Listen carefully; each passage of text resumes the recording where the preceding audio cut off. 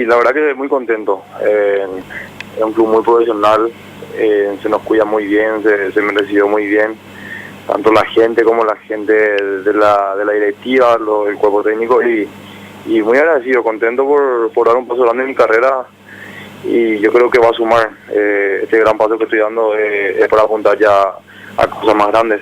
Ya yo creo que lo que hice anteriormente ya pasó, sí, ya queda para la historia, ¿verdad? Pero ahora mi objetivo es hacer nuevamente historia con la casaca de Guaraní, seguir sumando para el club y hacer historia con el club que dio la confianza en mí y que apostó en mi persona. Me toca pelear el puesto con Alfredo Aguilar, que es un excelente arquero. Está también Alejandro Bogado, que es un buenísimo arquero. Y bueno, yo creo que es una competencia sana, ¿verdad? En que es lo más lindo que todo lo que se compite dentro de la cancha es algo sano, no es algo fuera de lugar.